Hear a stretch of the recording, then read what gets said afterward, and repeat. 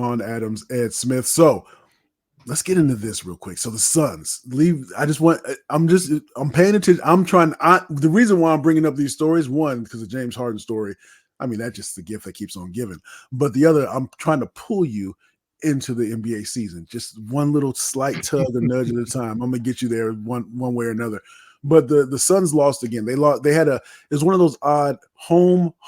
They played the same team. They played the San Antonio Spurs back to back, but at their spot here in Phoenix. So, but they lost both games. One, they lost in two different fashions. They lost, they lost a 20-point lead, and they ended up losing by 1 point to San Antonio Spurs on Wednesday night. And then I think that was Wednesday night. Yeah. And then last night they ended up losing to the Spurs again, but this time they were down by 27. The Suns were down by 27 at one point in time, fought all the way back to ultimately end up losing the game. Devin Booker played this game where he didn't play the previous three games. I mean, I know that there's got to be some working out of things when you're trying to get used to a team, but man, they're 2-3 now. There's a difference between 2-2 and then 2-3. And I'm not sounding the alarm, but this is something just to keep an eye on, because even when Devin Booker is there and he performs great, Kevin Durant might be this might be one of those things where you got the Benz, you got the Bentley, you got the Benz, you got the Beamer, you got it, but it's a late model, and you can't ride it as hard as you could ride it if it was brand new, that type of thing, man. Yeah, no, this is, you know what happens, Jay, once again, like expectations, when we made the trade for Beal, and it's like, oh my God, we got this super team. You know, they should be favored in the West. They're probably going to win 60, 65, 70 games, that type of thing, right?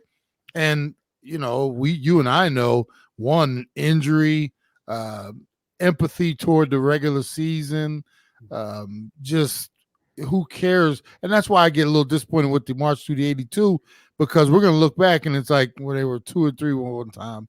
And it's like, who cares? You know, they probably finished 3rd or 4th in the West, and then the fun begins with the playoffs. For me, that's why some of these games are so inconsequential.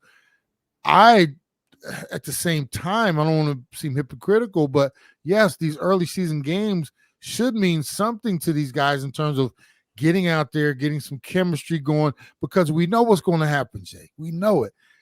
This is going to be a season of this one's out for this much. He comes back, but then we lose this one for this many games.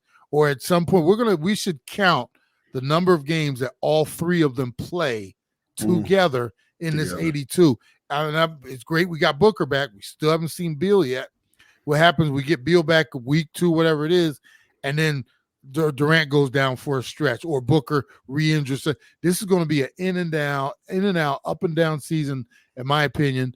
The question for us, if we fast forward to March and April, will be, well, they never got their chemistry together. Is it too late, or can they get it going in the postseason?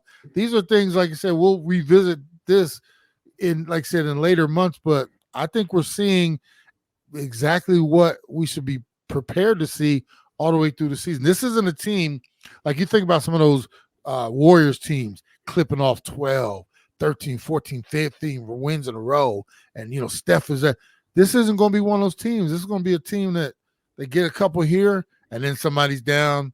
They lose with this and they got to go on an East Coast trip coming up here. I think we're seeing what we're going to see all the way through to March.